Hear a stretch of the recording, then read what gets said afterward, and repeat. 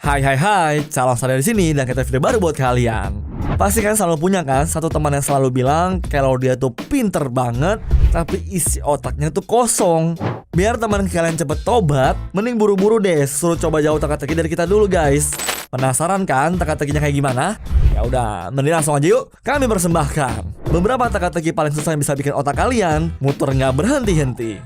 So, nggak usah pakai lama lagi, siapin diri kalian dan nikmatin videonya.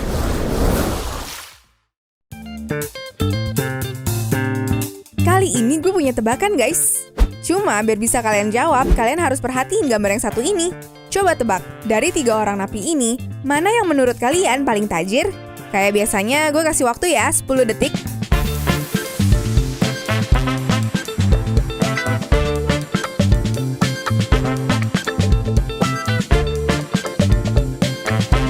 Gimana, pada tahu nggak? Jawabannya yang A guys. Kan kalau di penjara napi dilarang buat ngerokok sama minum-minuman keras. Kalaupun ada, tuh pasti barang selundupan atau emang dijual sama sipir dengan harga yang mahal banget. Dari 3 orang itu, cuma dia yang punya botol miras sama rokok 1 bungkus. Nah, jawaban kalian pada bener nggak?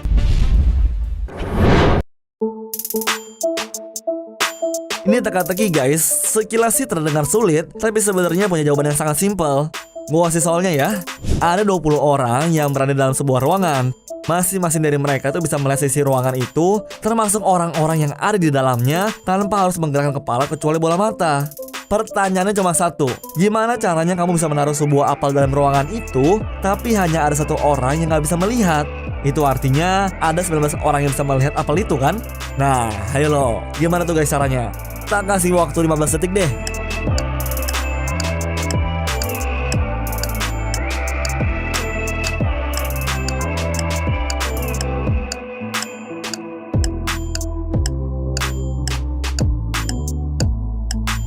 Oke guys, udah ada yang tahu belum? Jadi kalian cukup naruh apel di atas kepala 1 orang dalam ruangan itu guys. Selesai. Pasti dia nggak bisa ngeliat kan?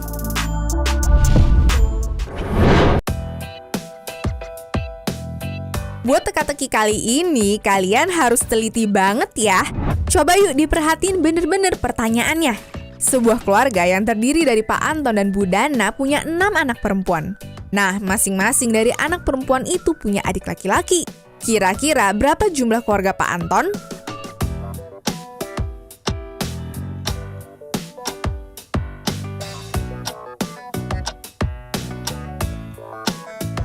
Jawabannya 9 orang.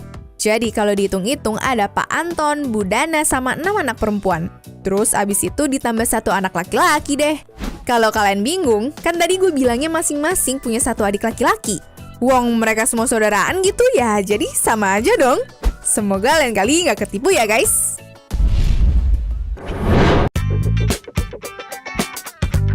Soal sebelumnya kurang susah ya. Ya udah, gue punya lagi nih teka-teki sulit yang mesti kalian pecahkan. Langsung aja ya. Ada sebuah kapal dengan tangga yang menggantung di sisinya. Anak tangga paling bawah menyentuh air.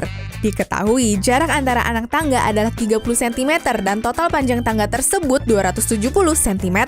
Kalau pasang lagi naik dengan ketinggian 15 cm per jam, berapa lamakah air bisa mencapai puncak tangga? Hayo, ada yang bisa jawab? Ya udah, gue kasih waktu ya, 30 detik.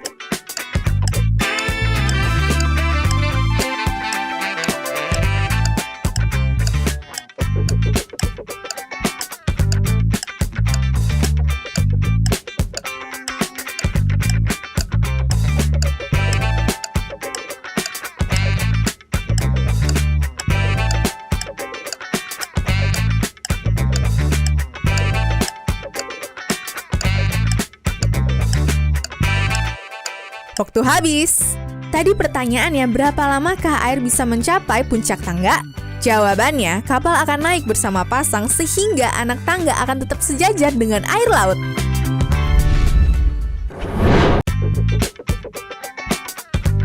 Biasanya kalau ABG zaman now kepengen keluar malam, pasti mereka tuh bakal coba buat pergi ke klub gak sih?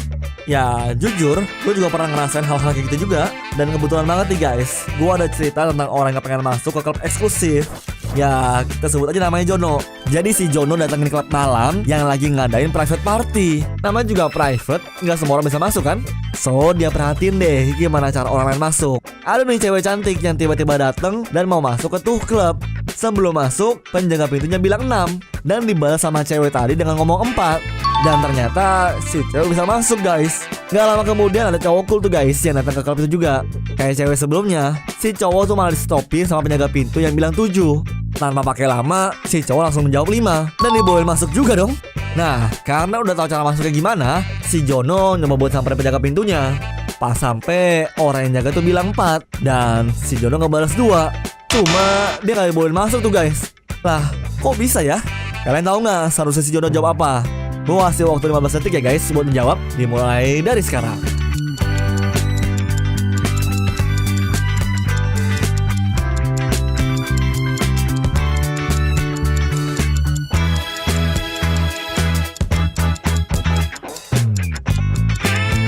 Oke, udah ya guys. Jadi gimana? Kalian udah tahu nggak alasan kenapa si Jono nggak boleh masuk? Sebenarnya gini, Jono ngira kalau angka yang disebut sama si penjaga pintu tuh harus dikurang 2. 6 dikurang 2, 4. 7 dikurang 2, 5. Makanya si Jono ngejawab 2 pas penjaga pintunya dibilang 4. Padahal mah yang ditanyain tuh ada berapa huruf di angka tersebut. Berarti si Jono harusnya ngejawab 5 guys. Karena 4 itu punya 5 huruf. E, M, P, A, dan T. Gitu.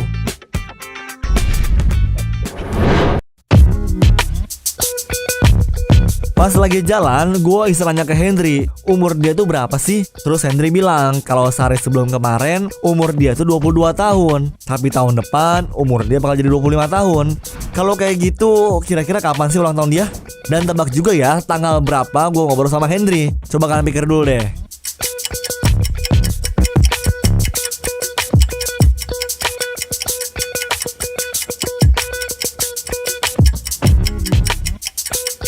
Daripada kepala kalian panas mikirnya, mending gue kasih tahu aja lah.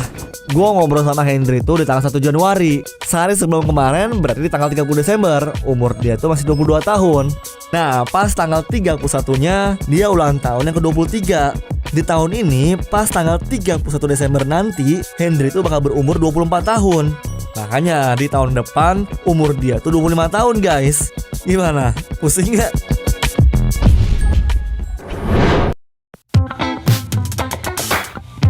Di zaman dahulu kala, hiduplah seorang petani jagung yang tinggal sendirian. Waktu itu, dia lagi terpaksa untuk pergi ke pasar buat beli beberapa hal yang dia perluin. Pertama, dia pergi beli musang untuk ngejaga tanaman panennya dari hewan-hewan kecil, guys. Kedua, dia harus cari ayam yang bisa dia ternak buat diambil telurnya. Dan yang terakhir, dia kepengen beli sekarung benih jagung untuk dia tanam. Setelah beli semua, si pak petani mutusin buat balik. Cuma satu-satunya jalan balik dia adalah ngelewatin sungai yang perahunya tuh kecil. Masalahnya tuh perahu gak bakal muat untuk bawa semua barang bawaan dia. Jadi terpaksa dia harus dibawa satu-satu. Tapi ada beberapa masalah guys. Kalau dia biarin ayamnya sendirian sama si musang, entar yang ada malah dimakan. Sama juga kalau dia ninggalin ayam bareng karung jagung, entar malah dimakan tuh bibitnya. Nah, kira-kira kalian ada solusi nggak buat permasalahan si pak petani ini? Gue kasih waktu ya, sekitar 15 detik kali ya. Dimulai dari sekarang.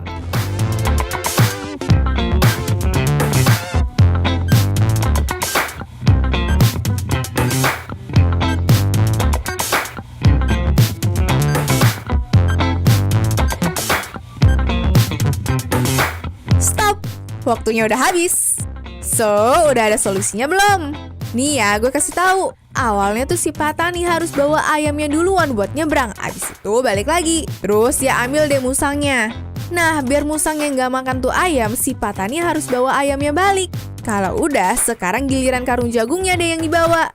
Selanjutnya, dia tinggal balik buat ambil ayamnya. Dan selesai. Gimana? Pada kepikiran nggak kalau solusinya kayak begitu?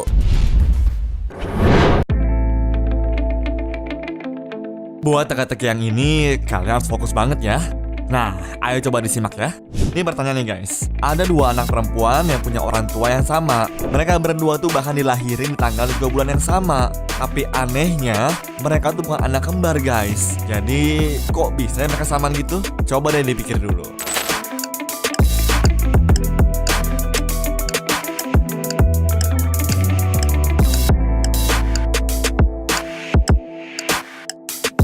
Udah deh, biar pinter gue kasih tahu aja ya. Jadi kedua anak itu kan orang tuanya sama, tapi mereka itu tuh nggak lahir di tahun yang sama.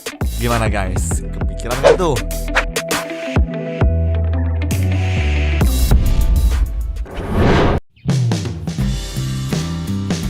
Di nomor kali ini soalnya rada sulit nih guys. Ceritanya ada seorang laki-laki yang ditemuin tewas di kantornya. Nggak ada bekas tusukan atau tanda-tanda orang ini telah dibunuh. Tapi polisi berhasil nih nemuin sebuah amplop lengkap beserta perangko di atas mejanya.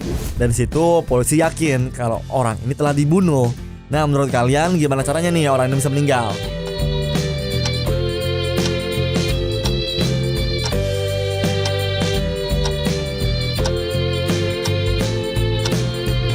Tetet, abis waktunya. Berhubung gua baik hati dan juga nggak sombong, gua kasih tau jawabannya ya. Jadi perangko di surat itu udah dikasih racun guys. Nah, pas pria ini ngejilat perangkonya buat ditempel ke suratnya, masuk deh tuh racun ke mulutnya. Paham nggak?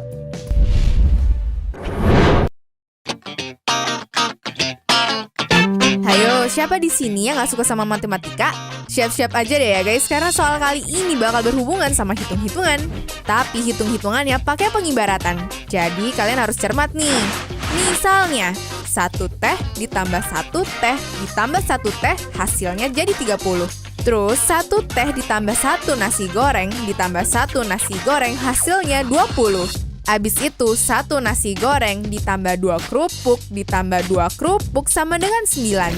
Berarti kalau 1 nasi goreng ditambah 1 kerupuk dikali 1 teh hasilnya berapa guys?